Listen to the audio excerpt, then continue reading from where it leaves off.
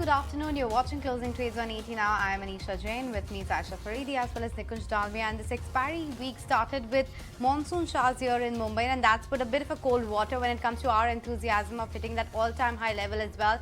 That doesn't seem to be happening. Very, very muted, tepid, range-bound, listless, whatever adjective you want to use for the markets. But Nifty has been fairly flat for the trading session. Reliance has been one of the key drags on the market, so that's the heavyweight which is pulling the market lower. But a lot of action when it comes to the broader markets. In fact, if you look at the mid-cap index, that's high by 0.6%. The small-cap index is also doing okay, and the advance decline ratio is favoring the advances as we speak by a smidge, but nonetheless, there is a bit of green when it comes to the advance decline ratio. What's really standing out today is the pharma space. So whether it's Cipla, which is your top gainer at the index level, and Aurobindo Pharma, Laurus Labs, Dr. Lal Path, and FMCGs are also doing okay. There was initiation coming in on Tata Consumer, so that stock was excited from the FMCG pack. But PSU banking names are on the back foot, but fairly muted, I should have to say. Absolutely muted. Thankfully, there is some stock-specific buzz as well, which is, moving the stocks this way and that. ICICI Securities, that's the one stock which is in focus this afternoon. The board is going to be considering a delisting plan come June 29th, and sources are indicating they're looking to consider delisting via a share swap. So means for your ICICI Securities shares held, you are going to get stocks of ICICI Bank. That stock is holding a buzz by almost 8 to 10 odd % as we speak right now. Irrespective of the clarification coming in from the Shree Cement's management, the IT department conducting survey at the company's premises, you're not really seeing any rebound come by on Shree Cement's. That stock still really battered and bruised in trade, down by about 7% as we speak right now. Apollo Tyres, of course, has had its analyst meet as well. They're expecting the India revenue at about mid to high single digits for FY24. That stock is holding a buzz. And then, of course, this Tata Consumer, wherein Citi has initiated coverage with a buy on a target price of 1,020. That stock is, of course, holding a buzz in trade. Citi believes that they're gaining traction in pretty much all the segments, and the financial performance is likely to improve many-fold. That stock holding up 2.5%. But for the market or the index per se, Nikunj, continues to be listless. Yeah, that's all right, Aisha. Frankly, nobody is expecting anything large or major, because you pretty much know that in terms of a calendar event, large part of the calendar event, large part of global adjustment, all that is actually behind us. The question you could ask yourself is that what is the next trigger on which bulls can really latch on to, and what could really happen on the supply side? Frankly, now next couple of days, or I would say 2-3 weeks, the market to monitor would be the primary market.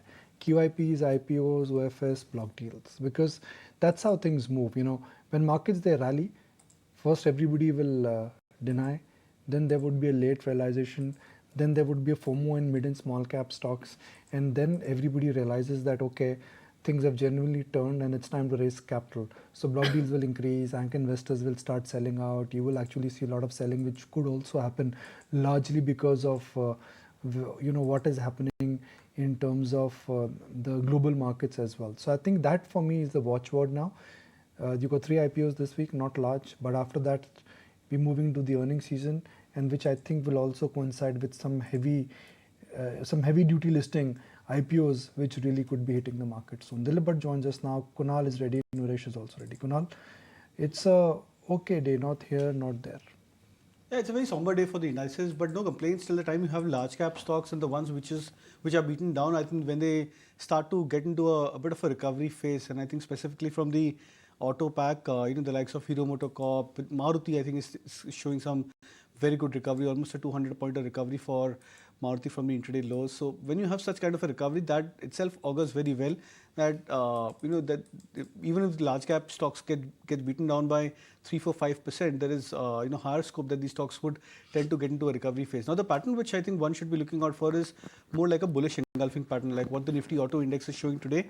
It's a classic bullish engulfing pattern. So if we manage to see such kind of a candlestick pattern for many other large cap names, then I believe that there could be a chance or a stronger probability that the indices would have formed a bottom and we could be in for a major uptrend for the index. So as of now, it's just visible on the Nifty Auto Index and many of the components in the auto pack. But we'll wait out to see these kind of formations over the next couple of days for many of the other stocks as well as sectors. Okay, let me also welcome on board Dilip Bhatt as well as Naresh Mirani too. Dilip, if I could come to you, is the market anywhere close to reaching exuberance with now the IPOs, the block deals, all hitting us almost on a daily basis, if not hourly? I think so, that because exuberance certainly has a lot of connotations and very strong word for markets to be really, being considered on that side. So I think markets have moved up. They have rallied behind the FII tailwind, which has really happened. But amidst all that, we have seen that there's a lot of promoter exits, PE exits, a lot of block deals happening.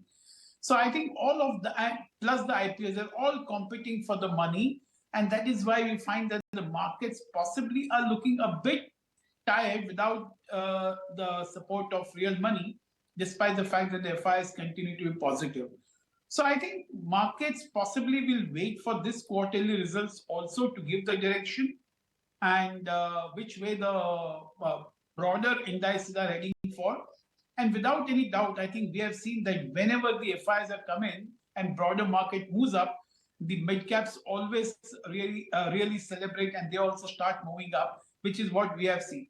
But at this point of time, I think it's in the pause mode, really reflecting as to where this thing is going to head for, largely based on the quarterly results that we are going to see in the coming 1 month. That's a take coming in on the market, IPOs and the block deals. But talking about block deals and some capital raise, this is an ET Now exclusive that we are getting you. We learned from reliable sources that Aditya Birla Capital's QIP will open soon. My colleague Cheryl D'Souza is joining us with these exclusive details. Hi, Cheryl. Rightly heard from our sources that AB Capital's QIP issue is likely to open or likely to be launched this week alone. Remember that on May 11th, the company board had given approval to raise about 3,000 crore rupees. And what we are hearing from our sources is the fact that AB Capital's QIP issue will be launched as early as this week alone. Remember that you have several West Asia sovereign funds that have shown interest as well.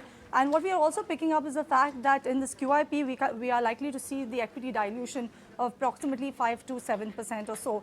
We did reach out to AB Capital and they did mention that they do not comment on market speculation as of now. But remember that we had Vishakha Mulye in the Q4 con call actually mentioned the fact that they are intending to make investments with primary objectives of supporting the growth in the lending and the insurance businesses and to strengthen their digital offerings. So we are expecting that the capital that they will be raising will be put to use on these fronts. Well, Cheryl, congratulations on your first news break. And that's Aditya Birla Capital QIP this week. But what is your view on Aditya Birla Capital? I mean, there is a change of guard there. They're trying to reboot a lot of things. But somewhere some would say that they really need to get the house in order, whether it's the insurance business or the AMC business or converting their book, which is a wholesale dominated book, to retail lending book. Sure. I think the change of guard is the first signal that the management is very serious in its intent of trying to take it forward and really, what appears to be a little looking for directions. Possibly this change of guard will help them. But having said that, I think your one point which I take it and which is what is also we always talk about is whether this management has been able to reach out in a B2C in a very meaningful way, because we have seen even in Aditya Birla fashion that unfortunately they have been struggling, they haven't gone anywhere. And similarly, even regarding this Aditya Birla Capital, I think the same thing continues to ail the overall management as what I would guess. How they can take this thing forward, especially the B2C phenomena, whether it's insurance, whether it's mutual fund. I think they are doing well, but I would say period. Beyond that, to take it to a different height, it requires a lot more than what is currently being done. So I'm not too sure how this will go forward. I would still wait and watch, but surely this QIP will help Aditya Birla Capital to shore up its capital adequacy and also to reach out in a little more aggressive way with the change of the guard. And the outcome of that will be very keenly awaited. Wait and watch when it comes to AB Capital. But Anuresh wanted to bring you on board and discuss a couple of counters which are buzzing on heavy volumes. Shree Cement, after the downtick, will you be a buyer? And SJVN, which is high by 7% on good volumes. So Shree Cements is something which is difficult to take a call purely on technicals because the news of impact can be for a day or a few more days. But technically, if you look at the whole cement sector, the cement sector has not taken a crack. So if somebody still likes it, closer to 22,500 to 23,000 is a good zone to accumulate within, which is where a lot of supports are placed. And technically, we could again go back to 25,000 plus levels for the stock. So it's a risky trade relatively because of the news, but 22,500, 23,000. SJVN is interesting for the fact that it has seen huge volumes today, and the stock has made a new all-time high. So 41.42 was the high back in 3 months back as well as in 2018. So looks promising. One should be looking to add more on dips to 40-41 levels as well.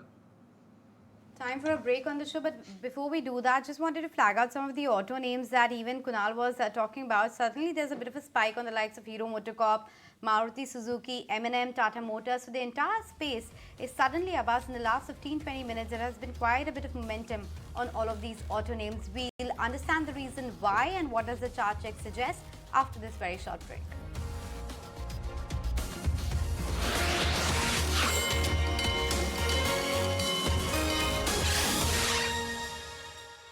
Called as a very interesting decision by ICICI Bank. They've decided to delist ICICI Securities. They took ICICI Securities public because they needed cash.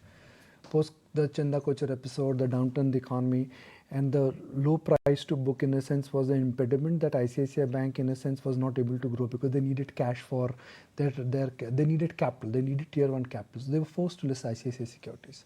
The stock's not done that well. And in the morning when the news came that they're looking at delisting, the stock was up 20%. But what DT now has learned is that it's not going to be a delisting, it's going to be a share swap.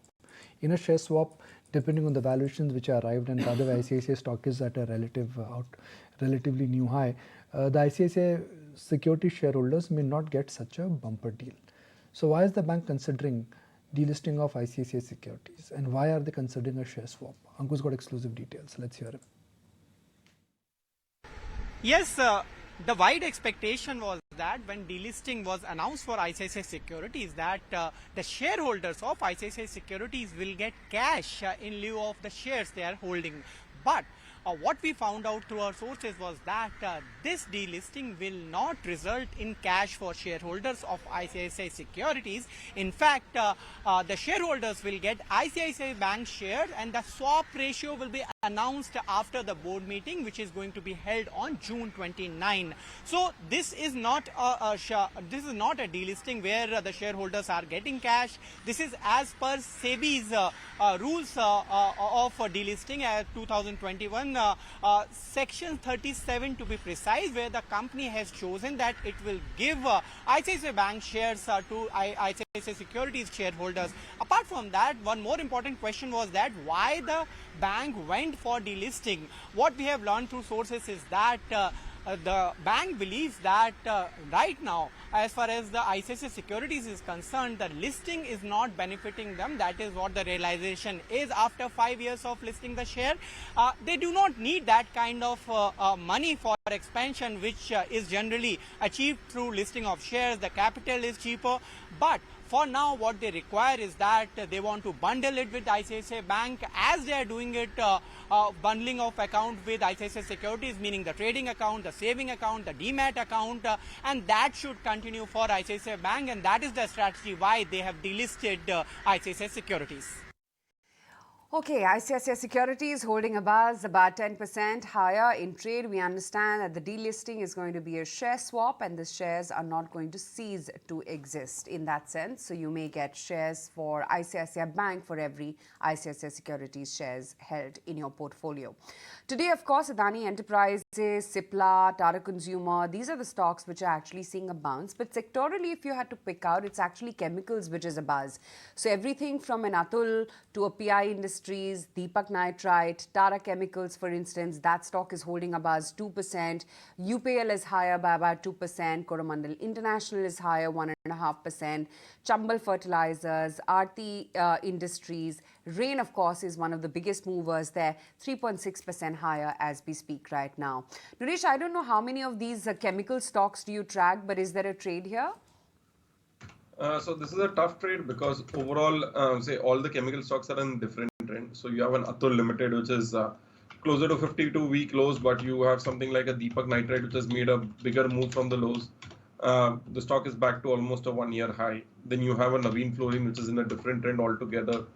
So out here, it's a difficult trade. The sector has no more that strength where it was, say, 2 years back, wherein it was a one-way momentum sector. So I'll be a little cautious here. Take a stock-specific call and be more focused in terms of a risk-reward trade. So maybe Atul Limited comes to the fact because the stock has not given a bounce back relative to the markets, and 70 to 100, if it sustains, it could make a move towards 7600, 7800 levels.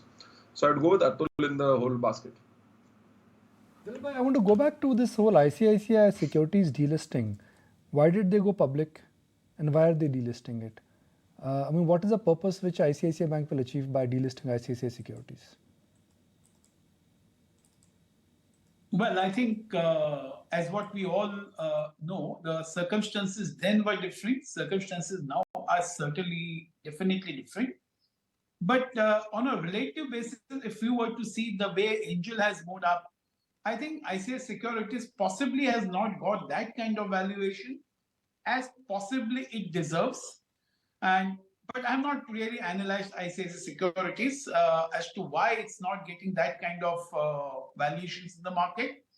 But surely, I think if I've understood this particular thing, that they are going to swap the ICICI Securities for ICICI Bank, then possibly I think they will make another attempt to relist it at a significantly higher valuations, maybe a couple of years down the line. So this is what I would think that they would do.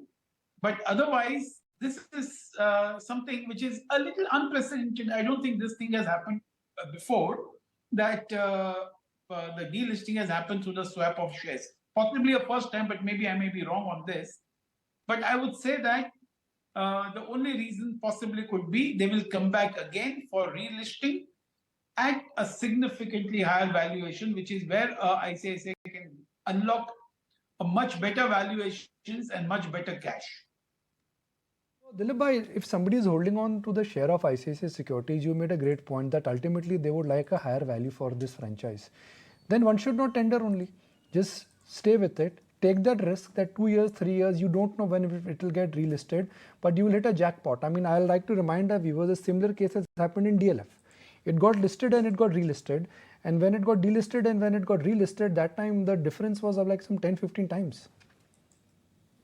I would completely agree with you, Nikunj. If I were to be in that particular position, I would refuse to give the shares because I would just hold on to it. Maybe it doesn't give me any value, but I don't know whether it's a compulsory swapping. I don't think that is possible. But still, yes, I would certainly agree with you that one should not tender and one should hold on to it because the intrinsic value, certainly on a relative basis, when you compare with the other companies in the same space, possibly ICICI deserves much better valuation. Striking out for me is actually Aurobindo Pharma. For a stock where everybody had sold out, everybody had lost out, everybody had lost money, nobody was excited, went sub 400 rupees. You know, I've seen stocks go higher, Kunal, but I've never seen a pharma stock go higher by what, 100% almost in less than 6 months? Yeah. Sub 400 has become 720. That's what, 80% higher? Yeah, 80%. Wow. What's next? So I think we discussed this in the Chartbusters today, Nikunj, and the key reason for that is because there's a lot of change for many of the pharma stocks in terms of the trend. So the last 1.5 odd years, and all of the pharma I think was 1,100. From there, the stock was beaten down to almost 400, sub 400 levels in a matter of consecutive patterns of lower highs and lower lows.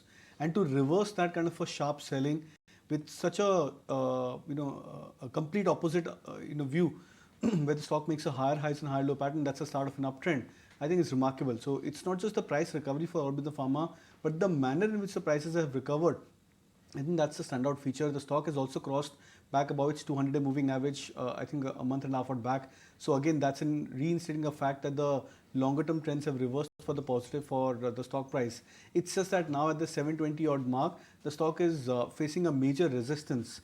So I would expect that maybe the stock would consolidate away for some more time before it gathers firepower to break past about this resistance and then hopefully come back to their all-time high levels of 1,000 plus. Okay. Since we are talking about the price volume buzzers, Aurobindo was of course one such candidate which has hit a 52-week high on an intraday basis, but we also wanted to flag out Metropolis.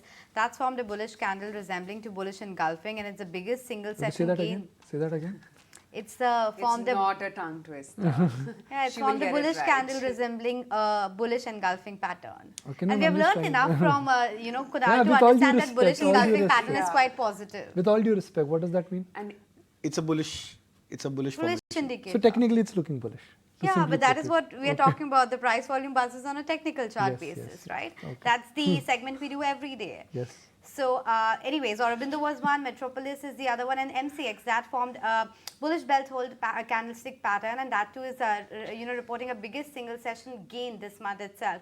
Kunal, you've talked about Aurobindo and you've flagged that off in chart bases as well.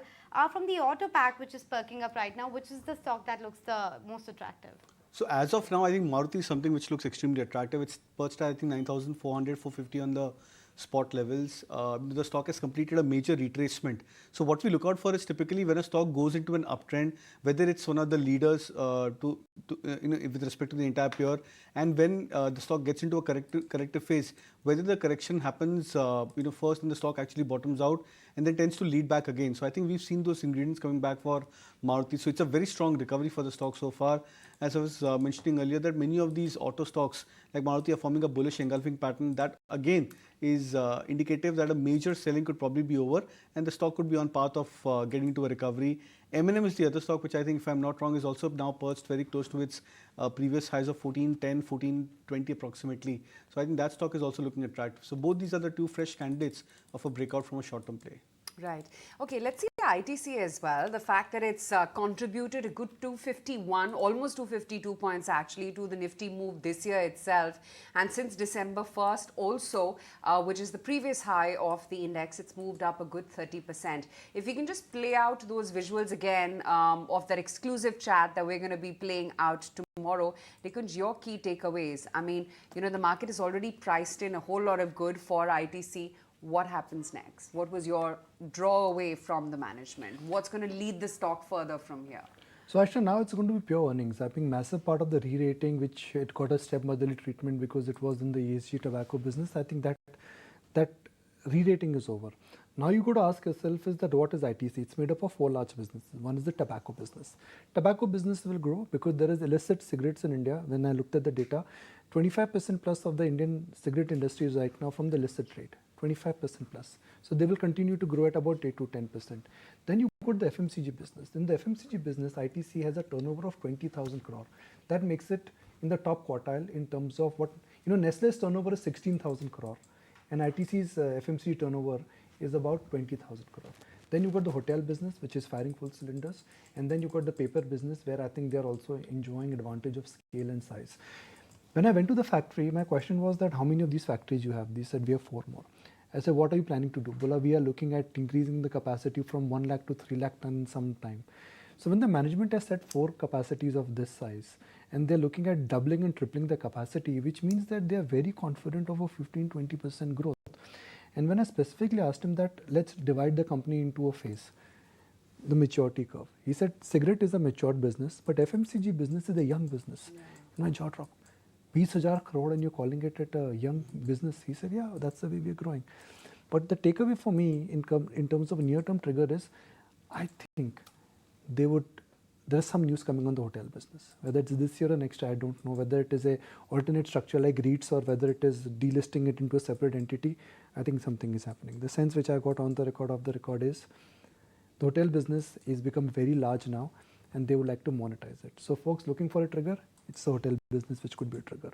But if the management is looking at that kind of a grand capacity expansion, and you know, food business is not where you play blind, you play seen.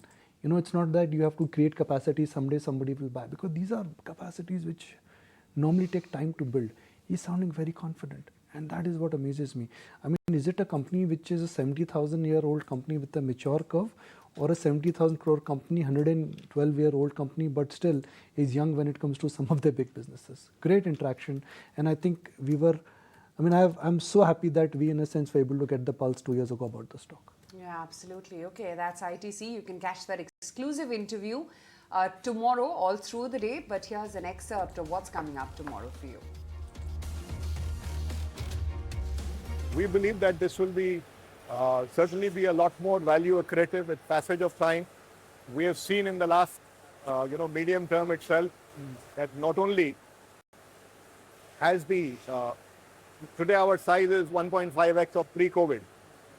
Over a medium term, our margins have expanded by 770 basis points. ROCE has gone up by 1,340 points. And we are not there. We are not done as yet. The journey continues.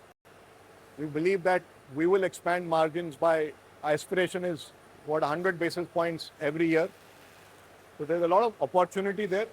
And we have laid a strong foundation with our trademarks, with our innovation capability, with our digital capability, with our distribution highway.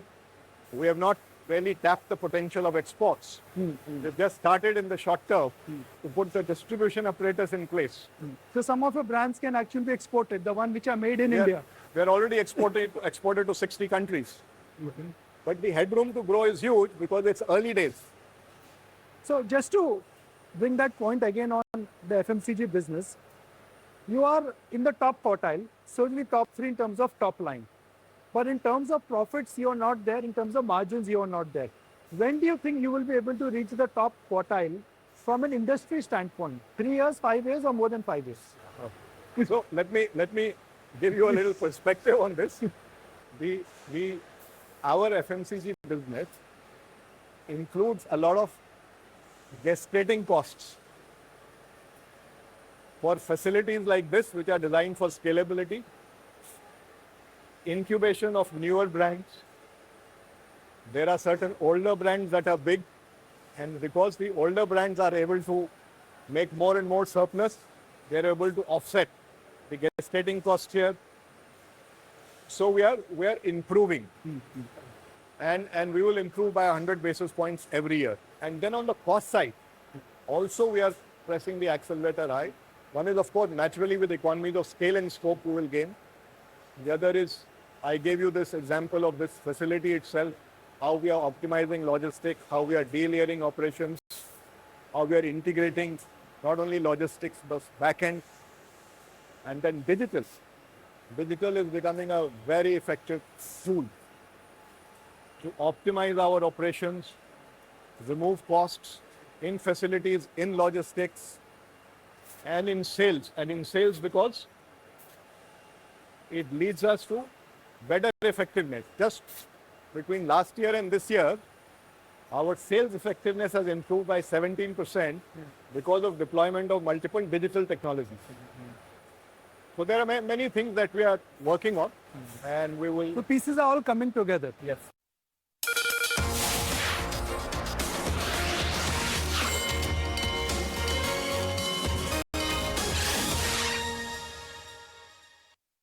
Well, the market is holding steady. There has been a bit of a spike in the last few minutes, and we're trying to go to that 18,700 mark, but no confirmation as of now. So let's see where we head from here on. Stock specific, the action continues in ICICI Securities. Mazgaon Dock is higher by 7%. SJVN, JBM Auto and Policy Bazaar, which saw the first analyst meet happening, and the takeaways are quite positive. That too is sitting with a gain of around 6 to 7%. But last 30 minutes to the trading session, so let's discuss what's lined up for tomorrow as well. Cyient DLM's IPO will open tomorrow, so that's one important cue to watch out for. For Bajaj Auto, it will be in focus on account of the Bajaj Triumph launch, which is happening in the UK, so we are watching out for that. For HUL, Rohit Java takes over as the MD and CEO, so tomorrow will be an important day for HUL as well. And then the SAT hearing has been deferred to tomorrow when it comes to Z, so that's the other one to watch out for. AGM, SBI has its AGM tomorrow, as well as Asian Paints, so commentary from there is important. And HAL, there's a board meet to consider the stock split as well. Naresh, your view on a couple of these counters, HUL, because we are talking about the entire FMCG space, and even SBI for that matter. HUL is interesting, watching it closely. If we look at the last almost 1 year, every time the stock has come closer to 2700 to 2750 mark, the stock has flopped and again gone back to 2500 to 2450. Now it has started making a higher range around 2600 to 2730 levels. Whenever it can cross 2730, that would be the time where the stock gives a breakout. It's been a range for the last 1 year. So watching out for a price action confirmation. As of now, looks like eventually it will break above 2700 levels. But for now, would wait for some more price action. One could even take a preemptive buy here, keep a stop loss below 2550 and add again on the way up about 2730 levels. Okay, just looking at a couple of other buzzers in trade. MCX, of course, is one stock which is holding higher by about 4.5%. Oro Pharma, like we already flagged off. There's Loris Labs as well, 3.5% of a move coming in there. Rain Commodities, we just chatted about that as well, 3.5% up move coming in there too. And then, of course, there's Adani Enterprises, which is also nicely rebounded about 3.25% as we speak. Kunj Bansal too joins in on the show right now. Kunj, hi, afternoon. Just looking at the prospects of the pharma universe, the fact that Oro Pharma has also now joined the list of movers from perhaps last year, the likes of a DRL, Cipla, etc. Anything interesting that you find within the pharma pack, and what could lead to this rebound? So let me start with second part of your question first. What could lead to this rebound, or rather what have led to this rebound also? One, of course, we know that we are at an index level which has been holding after a sharp rise in April and May. The rise hasn't been there for last 1 month or so, but still the large cap index is holding on to its gains, not falling down, not going up. Mid cap and small cap continue to participate. And in that process, we are obviously seeing a lot of global money coming in into India. Now, in such a situation, it always so happens that after an initial part of rally and participation in relatively undervalued stocks with good financials, the incremental money starts to look for new sectors and stocks, which is where I think pharma has come into the picture. The sector, as we all know, has been a non-participant for last actually so many years, probably 4-5 years or so. It has been coming up, going down, but hasn't been seeing consistent performance. So I think that's the reason we are seeing the buying interest slowly coming in into the pharma stocks. In terms of the financials and fundamentals, of course, the results have been showing slow and steady improvement. The US sales for the industry as a whole still continue to be a slight pain point. The US FDA issues are more or less under control, so that's no more an issue, and domestic sales has been picking up. So that's where the whole sector is poised currently. I think in terms of investment opportunity, India-oriented India, the companies whose sales more than 50% comes from Indian market are the ones which will continue to do well. And I think perhaps that's the reason that Dr. Reddy's is also looking into tapping the domestic market. But in the meantime, Kunj, do you look at IDFC First Bank and AU Small Finance Bank closely? AU Small Finance Bank is in focus because they're likely to consider a QIP this week. So I have not seen all these news flow, but yes, if I look at the banking sector numbers, more specifically for last 2 quarters, the quarters gone by, the March and December, there was a clear-cut improvement in general across the banking space, more specifically for the smaller and mid-sector private sector banks, both old generation as well as new generation. So there was an improvement in the loan growth, there was an improvement in the margins, And there was a reasonably good control in the asset quality issue, which used to be an issue till about 3 quarters ago. So that's what has led to the re-rating of the whole banking sector pack, more specifically, as I said, mid and the small caps. This is something that is likely to continue. Now, what we are also seeing is that looks like interest rates have peaked up. We have seen RBI putting on pause the interest rate hike for last two monetary policy committee meetings. So that's market is somewhere taking this as an indication that there will be no more hikes. Of course, there will be no more corrections also in the near future, but at least there is a clarity that there won't be hikes. So that's where the pricing in terms of assets and liabilities tend to move in favor of the banking stocks. So I think all these factors have come together to create a nice space for the mid-size banking space. Okay, talking about banks, CSB Bank, that's the one which is in focus today. Let me take it across to Sharad and find out why is it buzzing and what's the dealing room chatter around it. Sharad?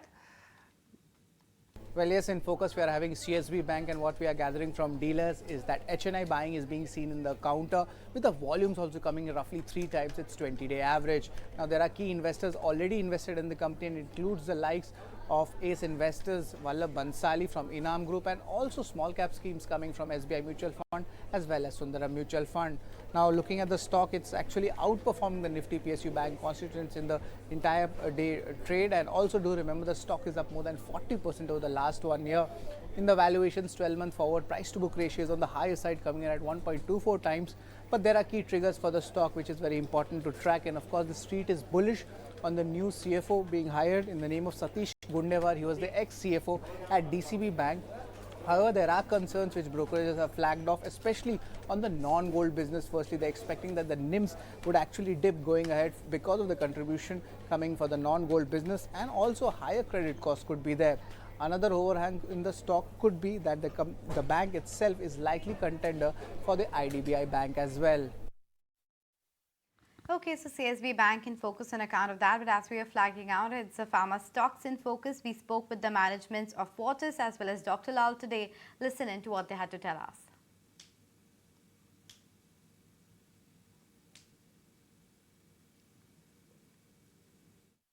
So there is no capping as such, but during pandemic or during special occasions, whenever governments step in, they cap prices. Like we have seen in COVID, they have capped the prices for COVID RT-PCR test. But right now, there is no capping as such. The expansion in terms of spending on, especially on healthcare, including diagnostic, has gone up. So industry size, industry opportunities definitely has gone up. Within that, specifically, if I talk about diagnostic, is more beneficiary because now the more and more tests are happening, or people are more conscious about health. So I think overall industry is growing or should grow faster than what pre-COVID level. Last couple of quarters, we have seen that competition is not that aggressive, especially when we talk about new age players or e-commerce players. So I have seen that last couple of quarters, this is now stabilizing and not much aggression I have seen. Having said that, competition always there in this industry. If you see, we are the largest, we are the market leader. And in spite of that, we don't have market share of more than 5-6%.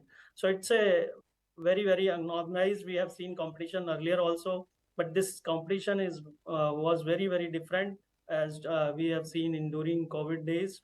But right now, I think it is stabilizing, and no more, it's like freebies or people were throwing hefty discount. I think there is price increase also taken by some of these players. So I believe now it is stabilizing here. This facility wasn't performing up to our expectations, and then also, as we have said repeatedly, that the ongoing divestment is just part of the portfolio rationalization strategy. We want to deepen our presence in the clusters where we are strong, and we have a sizable presence. At the same time, we do not want to persist with projects which are not performing too well. These two units essentially are the ones which we are immediately looking at. The others, we have a couple of other units which have been performing subpar, 3 more units to be precise. And those units, we are doing operational changes, we are adding new service lines, etc. And we are pretty hopeful that those would be turned around over the next 1.5 years or so. So I think this is where we would stop, and we would rather focus now on brownfield expansion and then opportunistically looking for further acquisitions as well. Okay, that's the word coming in from the Fortis Health Management. Still pretty quiet on the index. Yes, we did try and make an attempt to claw back to that 18,700 print. Failed from there, though the Nifty futures have finally made it to that mark, but pretty lackluster there as well. It's actually Apollo Tyres which is a drag. Of course, there is Shree Cement as well. But let's just bring up that chart of Apollo Tyres right now in trade. The analysts meet takeaways. They expect the India revenue growth, which is likely to taper to mid to high single digits in FY24. They do see a moderation in the OEM as well as the replacement segments and lower exports as well. Talking about the European revenue, they are expecting flattish performance there, and raw material costs they are expecting also to be flat to higher sequentially for the first quarter of the fiscal. So that is what is lingering on the stock as well as we speak right now. But Kunj, just wanted to get in your perspective in the backdrop of the Apollo Tyres analyst meet takeaways and the kind of slowdown that they're hinting towards for their business in particular. How are you mapping the entire auto as well as the ancillary pack? So if we look at the commentaries of the various companies, specifically in India, in fact, even some of the global OEMs also. And of course, if we look at the numbers, first feedback very clearly comes is that the supply chain issues seem to be reducing. They haven't maybe become fully normal, but clearly all the companies are giving information that the issues are normalizing. Specific to India, we already have order books, especially in the passenger vehicles. Two-wheelers is a space that continues to be challenging. Again, going back internationally, auto ancillary companies are having reasonably good order book from domestic buyers as well as from the international buyers. So I think the sector as a whole is right now placed in a very sweet spot. We have seen metal prices continuing to come down, both ferrous as well as non-ferrous. Oil price, the international crude price is moving in a range. So it hasn't been coming down, but thankfully it hasn't been going up also. So that's where we are again, as we were discussing earlier, interest rates seem to have peaked out. The correction hasn't started, but at least now, if there is any buyer who wants to buy a vehicle with borrowed money, he can plan with a reasonable confidence that his EMI, either in terms of the quantum or in terms of timing, won't go higher. So we should see the positive interest continuing to come into the auto stocks, both OEMs as well as auto ancillaries. As I said, mainly backed by the expected improvement in the performance. BSE ideas from our chartist. Nuresh, you go first. So would go with auto names. First is the Bayan Hero Motocorp. Good recovery today, good follow-up, trying to cross a 3-4 day high. Stop loss at 2800, target of 2950. Second would be Maruti, again good momentum here. Stop loss at 9450, target of 9800. What about you? So I'll start off with Maruti as a first bet. Targets, positioning targets of 10,000 and stop loss at 9,200. And the second would be Bandhan Bank. Now this could be interesting because the stock seems to have formed a bullish hammer pattern on the daily charts today. So would suggest a buy with a target of 250 on Bandhan Bank, stop loss at 233. Kunal, what do you make of this last hour attempt to try that to hit that 18,700 mark? A bit of a failed attempt, but we are just around that level. I think, Anisha, what matters over here is that today we've bounced back from the 50 DMA for the index. Every trend has a behavior. Now, in the last 2 months or 3 months from the March lows, we've not broken below the 50-day moving average. So if we bounce back from the 50 DMA, it's again indicating of a fact that the behavior for the markets for the last 2 months or this 3 months of uptrend, that is still intact. And when the market trend and the behavior remains intact, we expect that the rally would start off pretty soon for the index. And as I said earlier, that if many sectors which have been beaten down, like the auto stocks, auto pack, banking names, hopefully, if these stocks make a strong comeback, then it adds on to the positivity for the markets overall. So I would be of the belief that we've bounced off from the 50-day moving average. We've managed to protect those 50 DMA on the index. We are trying to come back towards that 18,700 mark. Hopefully, on the expiry day or just about around the expiry day, if you manage to even come back towards that 18,800 levels on the index, that could be a very strong bout of recovery for the index. So my view remains positive, and after 2 days of sharp selling, if you manage to have a flat to kind of a recovery day for the index, that would still be termed as good positive. Right. Okay, just 2.5 minutes or so left to go before we wind up for the day. But Naresh, just sectorally, you know, I know it's a pretty lackluster and flat market, but that's okay. Anything that's showing you leadership? So autos are, as a pack, is looking very promising. So you have Hero MotoCorp coming on the radar. Bajaj Auto has been holding on well. Maruti, one of the larger ones, coming on radar. If you look at Ashok Leyland, has given a breakout and holding on. Even a Mahindra and Mahindra is not away from an all-time high. Auto ancillary companies also, tire companies are coming on radar. So a Seat, as well as a JK tire look interesting. So autos and auto ancillaries is the clear sector to watch for. Okay, let's begin winding up for the day. Kunj, we'll let you go on that note. Kunal, Naresh, thanks as always for taking the time out and joining in as well. Closing in absolutely flat for the day. Considering it's a truncated week with Wednesday being a trading holiday, you're really not seeing any much action here. 18,700, absolutely flat for the day is how we're shutting shop. Sectorally, of course, it's been chemicals, textile, pharma, a lot of those unusual movers there. Telecom infrastructure, realty as well doing their bit. I mean, having said that, there's not any big drastic loser. Even banks, which have been the underperformers of the day, they've closed in absolutely flat for themselves. So no red tick, so to speak, but nothing materially to push the index higher either. Amongst the large cap movers, there's been Adani Enterprises, there's been Cipla, which has held out. Tata Consumer has been a big winner today. Cipla, there you go, about a 3.5% gain, 2.5% higher for Adani Enterprises. Tata Consumer as well, 2.6% higher there.